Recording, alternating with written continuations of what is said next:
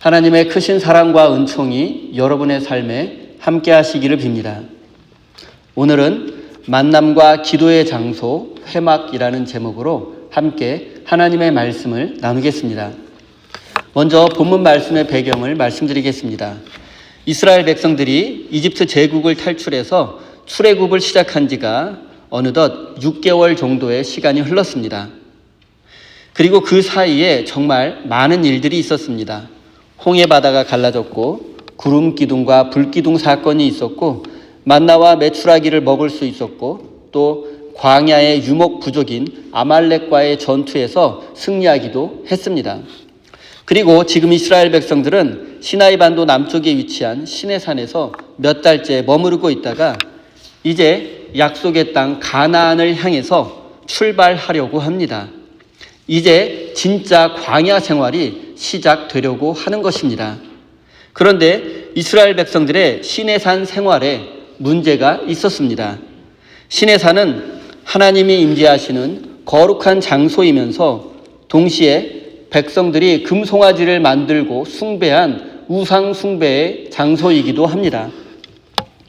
시내산에서 하나님과 이스라엘 백성들은 언약을 맺었습니다. 하나님의 말씀에 순종하면 그들은 하나님의 백성이 되고 하나님은 그들의 하나님이 되어 주시기로 언약을 맺었습니다. 그리고 모세는 시내산에 올라가 하나님으로부터 십계명이 새겨진 두 돌판을 비롯한 율법을 수여받았습니다. 이런 점에서 시내산은 거룩한 장소입니다. 하지만 이스라엘 백성들은 모세가 시내산에 올라간 사이에 금송아지를 만들어 숭배했습니다. 하나님과의 언약을 어기고 십계명을 정면으로 위반했습니다. 시내산은 율법을 위반하고 우상 숭배를 한 죄악의 장소이기도 합니다. 이것으로 하나님과 이스라엘 사이에 맺어진 언약은 깨어졌고 효력이 상실되었습니다. 하나님은 이스라엘 백성들을 심판하려고 하셨지만 생명을 건 모세의 중보 기도로 하나님은 심판을 멈추셨습니다. 하나님은 이스라엘을 용서해 주셨지만 하나님의 마음이 온전히 풀린 것은 아니었습니다. 아직 하나님의 마음에는 백성들을 향한 안타까움과 섭섭함, 그들에 대한 불신이 남아 있었습니다. 그리고 모세는 이 사실을 잘 알고 있었습니다. 이런 상황에서 하나님은 모세에게 이스라엘 백성들을 이끌고 약속의 땅 가나안으로 출발하라고 지시하셨습니다. 그러나 하나님은 그들과 동행하지는 않을 것이라고 말씀하셨습니다. 백성들은 즉각 사태의 심각성을 깨달았습니다. 그래서 회개 기도를 하며 그 증표로 가지고 있던 모든 장신구들을 제거했습니다. 이집트에서 가지고 나온 장신구들에는 금송아지를 비롯한 각종 우상의 형상이 새겨져 있었고 이 장신구들이 우상 숭배와 깊은 관련이 있었기 때문입니다. 그리고 모세도 가만히 있을 수 없었습니다. 하나님이 동행하지 않는 상태에서 백성들을 이끌고 가나안으로 갈 수 없기 때문입니다. 모세는 하나님의 도움 없이는 약속의 땅에 갈 수 없다는 사실을 잘 알고 있었습니다. 그래서 모세는 하나님께 기도할 수밖에 없었습니다. 모세의 기도가 바로 7절 말씀입니다. 제가 7절 말씀을 읽겠습니다. 이스라엘 백성이 진을 칠 때마다 모세는 장막을 거두어 가지고 진 바깥으로 나가 진에서 멀리 떨어진 곳에 그것을 치곤 하였다. 모세는 그 장막을 주님과 만나는 곳이라 하여 회막이라고 하였다. 주님을 찾을 일이 생기면 누구든지 진 밖에 있는 이 회막으로 갔다. 가나안으로 향한 출발을 앞둔 시점에 모세는 진 밖에서 하나님을 만나 기도했습니다. 하나님과의 대화 주제는 물론 가나안으로 가는 여정에 하나님이 동행해 달라는 부탁이었을 것입니다. 그리고 출애굽기 기자는 모세가 하나님을 만났던 장소를 회막이라고 부릅니다. 그런데 이 회막이라는 장소가 좀 특이합니다. 회막은 모이는 곳 또는 만나는 곳, 우리말로 하면 만남의 장소, 만남의 광장 정도가 되겠습니다. 즉 하나님을 만나는 장소라는 뜻입니다. 그리고 회막의 특별함은 그곳의 위치에 있습니다. 광야의 백성들에게는 이미 성막이 있습니다. 성막 안에는 성소와 지성소가 있습니다. 하나님은 모세의 형 아론을 제사장으로 임명하셨고, 제사장은 백성들을 대표해서 성소에 들어가 백성들의 죄 용서를 관구하며 하나님을 만날 수 있었습니다. 그런데 문제가 있습니다. 대제사장 아론이 금송아지 숭배에 앞장섰던 죄를 지었고, 그는 성소 안에 들어가서 하나님을 만날 자격을 상실했습니다. 아론뿐만이 아니라 이스라엘 백성 모두가 금송아지 우상을 숭배했습니다. 그래서 하나님은 더 이상 백성들 가운데 머물기를 거부했습니다. 하나님은 더 이상 성소에서 백성들을 만나주지 않으셨습니다. 하지만 지금은 긴급 상황입니다. 가나안으로 출발해야 하는데 하나님이 함께하지 않겠다고 말씀하십니다. 이런 상황에서 모세는 성막이 아니라 백성들이 모인 진 밖에 작은 텐트를 치고 그것을 회막이라고 불렀습니다. 그리고 하나님은 그곳에서 모세를 만나 주셨습니다. 만약 이스라엘이 금송아지를 숭배하는 죄를 짓지 않았다면 하나님은 성막에서 아론을 통해 백성들을 만나 주셨을 것입니다. 그런데 하나님은 이제 성막을 떠나셨습니다. 하나님은 성막에서 백성들을 만나기를 거부하십니다. 왜냐하면 하나님은 거룩하신 분이기 때문입니다. 거룩하다라는 뜻은 구별된다라는 뜻입니다. 구체적으로 죄와 구별되었다라는 뜻입니다. 하나님은 죄에서 멀리 계신 분이라는 뜻입니다. 하나님은 죄와 구별되신 분으로서 죄가 있는 곳에 임재하지 않으십니다. 하나님은 죄인과 동행하지 않으십니다. 하나님은 거룩하신 분이시기 때문입니다. 이것은 오늘날 교회에도 똑같이 적용됩니다. 만약 교회와 성도들이 금송아지 우상을 숭배하고 그와 같은 죄를 짓는다면 하나님은 그런 교회에 임재하시지 않습니다. 하나님은 그런 교회를 떠나십니다. 그런데 생각해 보십시오. 하나님이 계시지 않는 교회, 하나님이 떠난 교회, 더 이상 하나님을 만날 수 없는 교회를 교회라고 부를 수 있겠습니까? 교회의 본질은 하나님을 만나는 장소라는 데 있습니다. 그런데 하나님이 떠난 교회를 어떻게 교회라 부를 수 있겠습니까? 사람들은 보통 큰 교회, 작은 교회로 교회를 구분합니다. 하지만 이것은 틀린 말입니다. 옳지 않습니다. 교회는 단 두 가지로 구분됩니다. 하나님이 계신 교회와 하나님이 계시지 않는 교회입니다. 하나님을 만날 수 있는 교회와 하나님이 떠난 교회, 교회는 이렇게 두 가지로 구분할 수 있습니다. 아무리 화려한 건물을 가지고 있고 많은 교인들이 있어도 하나님이 계시지 않고 하나님이 떠난 교회는 더 이상 교회가 아닙니다. 그냥 아름다운 건물일 뿐이며 사람들의 모임에 불과합니다. 예수님 당시 예루살렘 성전은 당시 팔레스타인 지역에서 가장 아름답고 유명한 건축물이었습니다. 하지만 예루살렘 성전은 더 이상 하나님의 집이 아니었습니다. 예수님은 성전을 향해서 도적과 강도의 소굴이라고 말씀하셨습니다. 당시 성전은 도둑들이 훔치고 빼앗은 물건들을 보관하고 있었고 사람들의 욕망과 욕심으로 가득한 곳이었습니다. 그리고 결국 예루살렘 성전은 40년 후에 무너지고 파괴되어 역사 속에서 사라지고 말았습니다. 하나님을 섬기지 않는 교회, 하나님의 영광이 떠난 교회는 더 이상 교회가 아닙니다. 그냥 건축물일 뿐이며 곧 사라지고 말 것입니다. 저는 지금 화려한 교회, 많은 사람들이 모이는 대형 교회가 필요 없다거나 모두 다 타락했다고 말씀드리는 것이 아닙니다. 아름다운 교회의 건축도 필요하고 대형 교회도 필요합니다. 하지만 교회가 돈과 성공이라는 이 시대의 우상을 숭배하고 있다면 아무리 화려한 건물이라 할지라도 아무리 대단한 교회라 할지라도 수천 명, 수만 명이 모이는 교회라 할지라도 그것은 더 이상 교회가 아닙니다. 하나님이 떠난 교회, 하나님이 임재하지 않는 교회는 결국에 무너지고 사라지고 말 것입니다. 저는 교회의 분쟁과 분열을 많이 지켜보아 왔습니다.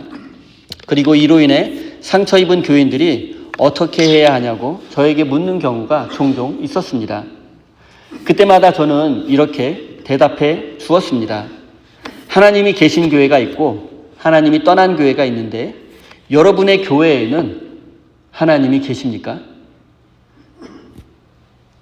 그 교회 예배를 통해서 하나님의 은혜를 받고 하나님의 음성을 듣고 하나님을 만날 수 있습니까? 라고 묻습니다. 그리고 그렇지 못하다면 그 교회를 빨리 떠나라고 말씀드렸습니다. 그리고 하나님이 계신 교회, 하나님이 임재하시는 교회를 찾아가라고 조언해 드렸습니다. 제가 종종 하는 말이 있는데 이 시대의 종교개혁의 첫걸음은 부패한 교회를 떠나는 것입니다. 타락한 목사 곁을 빨리 떠나는 것입니다. 부패한 교회를 떠나고 타락한 목사를 빨리 떠나는 것에서부터 종교개혁은, 교회의 개혁은 시작될 수 있습니다.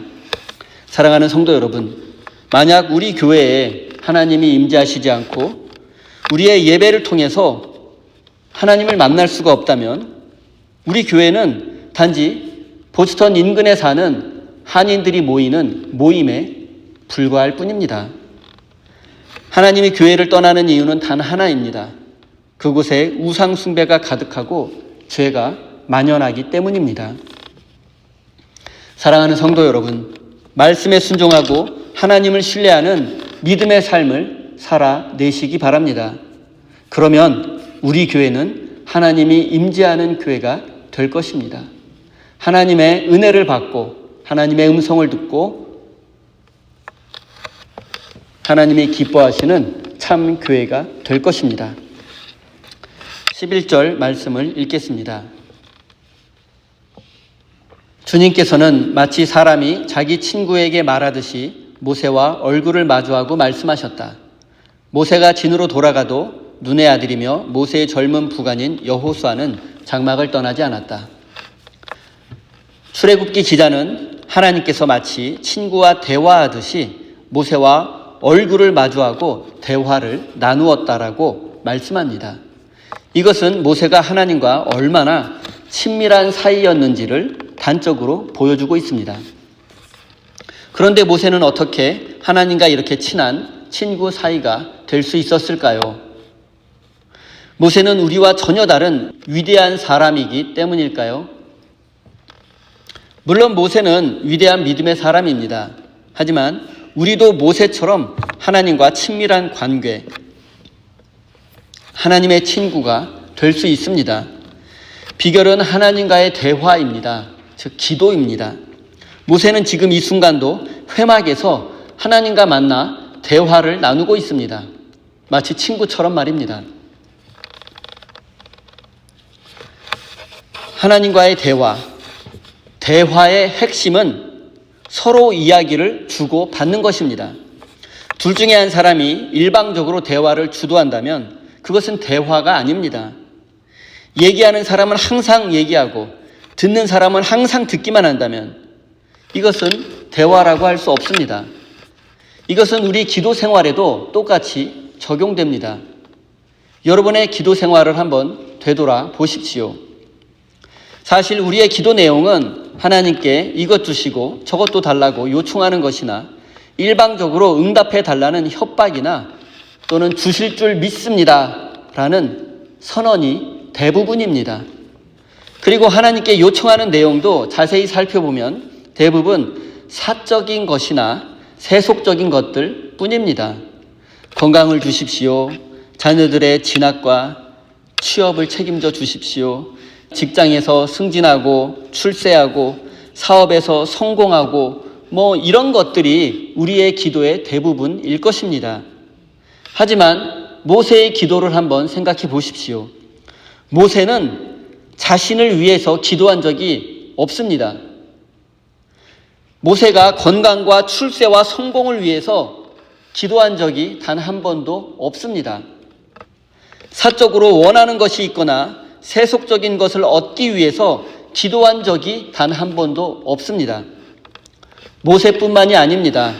성경에 등장하는 믿음의 위인과 구약의 선지자들의 기도를 한번 생각해 보십시오. 그들은 사사로운 이익을 위해서 기도한 적이 없습니다. 그들은 언제나 나라와 민족을 위해서 기도했습니다. 그들의 기도는 모두가 공적인 것들이었습니다. 이 백성이 우상 숭배를 멈추고 하나님만 섬기는 제사장 나라가 되게 해 주십시오 라고 기도했습니다. 또 이 백성의 죄를 용서해 주시고 한 번 더 기회를 달라고 기도했습니다. 이것이 선지자들과 믿음의 사람들이 했던 기도입니다. 한국교회 성도들은 뜨겁고 끈질기게 기도하는 것으로 유명합니다. 그렇게 기도를 배워왔기 때문입니다.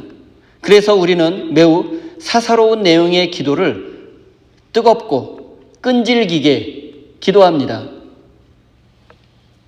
그런데 문제는 우리의 기도가 전혀 기독교적이지 않다는 데 있습니다. 우리의 기도가 전혀 성경적이지 않다는 데 있습니다. 이 말은 우리가 하나님의 뜻에 합당하지 않은 것들을 기도하고 있다는 뜻입니다. 여러분의 기도 제목과 타 종교인의 기도 제목을 한번 비교해 보십시오. 여러분의 기도 제목과 무속이나 미신을 섬기는 사람들의 기도 제목을 한번 기도해 보십시오. 무당을 찾아가 기도를 부탁하는 사람이나 여러분이 하나님께 기도하는 기도의 내용이나 서로 한번 비교해 보십시오. 본질적인 차이가 있습니까? 모두가 사사로운 것이라면, 모두가 사적 이익을 위해서 기도하는 것이라면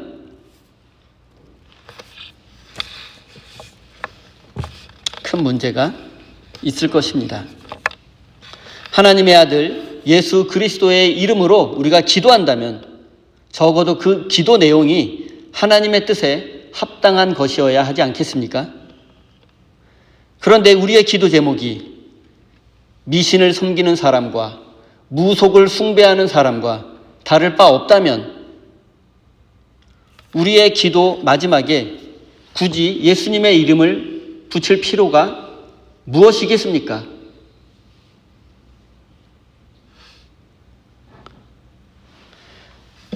무속과 미신을 믿는 사람이 출세와 성공을 위해서 사적인 기도를 하는 것이 무엇이 문제겠습니까? 하지만 하나님을 믿는다고 하면서 또 예수 그리스도의 거룩한 이름으로 기도하는 우리가 우리 자신의 성공과 출세를 위해서만 기도한다면 그것은 부끄러운 일이고 또한 그것을 기도라고 할 수도 없습니다. 저는 지금 여러분에게 출세와 성공과 같은 사적인 내용을 위해서 기도해서는 안 된다고 말씀드리는 것이 아닙니다.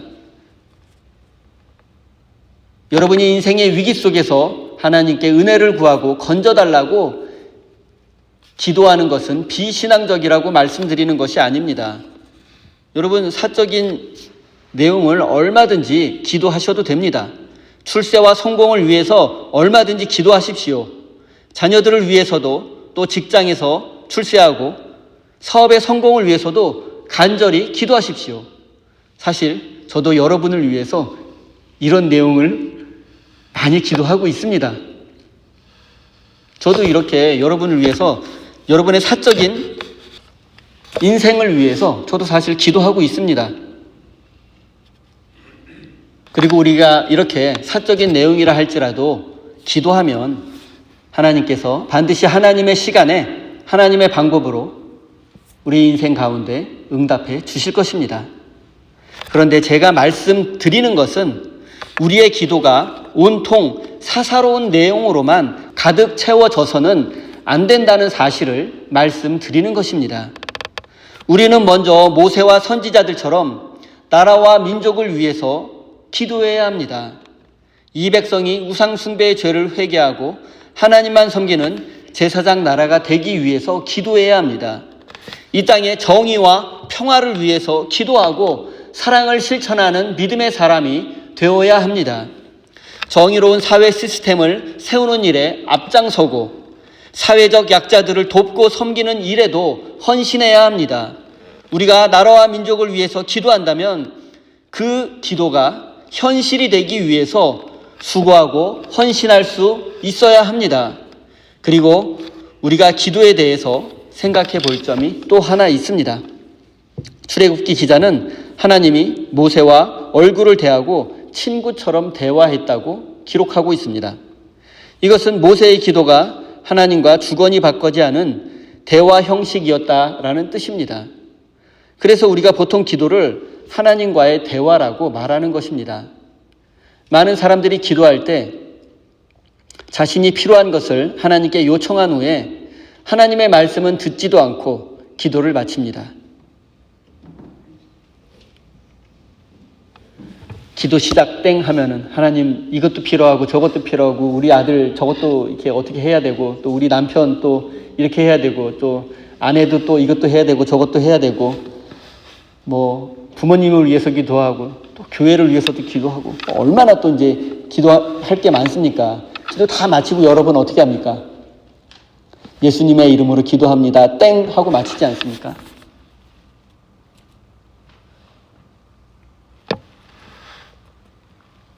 여러분 이런 사람에게는 자신이 얼마나 자주 기도하고 또 몇 시간 기도했는지가 중요합니다. 매일 기도한다거나 몇 시간 기도했다는 것을 자랑 삼아 이야기하는 분들도 적지 않습니다. 여러분 하지만 이것은 올바른 기도가 아닙니다. 왜냐하면 이것은 대화가 아니기 때문입니다. 여러분 일방적으로 하나님께 여러분 필요한 거 여러분 원하는 거 다 얘기해 놓고 예수님의 이름으로 기도합니다 하고 딱 마치면 그리고 기도 끝 하면 어떻게 됩니까? 그건 대화가 아니지 않습니까? 여러분이 하나님께 먼저 얘기를 했다면 하나님은 어떻게 생각하는지 하나님의 생각을 들어봐야 할 것 아닙니까? 더 좋은 것은 하나님의 생각을 먼저 듣는 거죠. 우리가 기도할 때 하나님 나에게 원하시는 것이 무엇입니까? 하나님 내가 어떻게 해야지 하나님의 뜻을 이루고 하나님께 영광 돌릴 수 있겠습니까? 하나님 나는 부족한데 나는 욕심이 많은데 나는 교만한데 하나님 나 같은 사람을 어떻게 사용하실 수 있겠습니까? 하나님 먼저 나를 향한 계획을 말씀해 주십시오 라고 하나님의 뜻을 먼저 구하는 게 가장 바람직하죠. 그리고 하나님의 음성을 듣고 하나님이 나에게 원하시는 것이 무엇인가를 깨닫고 그것을 내가 어떻게 이룰지 하나님께 말씀드리고 나는 부족하니 하나님 나와 동행해 주시고 나에게 은혜를 주시고 나에게 지혜와 능력을 달라고 이렇게 기도를 풀어나가야 되지 않겠습니까? 이게 하나님과의 올바른 대화이지 않겠습니까? 일방적으로 내 할 말 다 하고 기도 끝났다라고 하고 돌아가 버리면 하나님 얼마나 당황스러우시겠습니까? 하나님 이제 말씀하실 차례인데 하나님 얘기는 듣지도 않고 확 기도 끝났다고 가버리면 하나님은 그 기도를 어떻게 생각하실까요? 여러분 이것은 올바른 기도가 아닙니다. 이런 것은 결코 하나님과의 대화가 될 수 없습니다. 친구 사이에서도 일방적으로 자신의 말만 하는 사람이 있다면 여러분 이런 사람과는 친구 관계가 지속되기 어렵습니다. 또한 어른과 대화할 때에는 자기의 말을 적게 하고 어른의 말에 더 귀를 기울이는 것이 예의지 않습니까? 하물며 우리가 하나님과 대화할 때 하나님의 생각과 말씀을 들으려 하지는 않고 우리가 하고 싶은 말만 한다면 우리가 필요한 말만 한다면 이 얼마나 무례한 태도이겠습니까? 어쩌면 우리는 기도한다고 하지만 하나님은 우리의 무례한 태도에 불쾌해하시고 마음 아파하실 수도 있습니다. 우리는 기도할 때 무엇보다 먼저 하나님의 견해를, 하나님의 생각을 여쭈어야 합니다. 하나님의 생각과 계획, 그리고 하나님의 마음, 하나님의 섭리가 무엇인지를 먼저 들어보아야 합니다. 기도를 시작하자마자 사사로운 이익과 욕심을 채워달라고 기도해서는 안 됩니다. 물론 인생살이에 하나님의 도움과 은혜를 구하는 것은 매우 자연스럽고 당연합니다. 하지만 하나님께서 우리에게 원하시는 것이 무엇인가, 하나님의 바램은 무엇인가에도 우리가 관심을 가져야만 합니다. 무턱대고 내 기도에만 응답해달라고 하나님께 조를 것이 아니라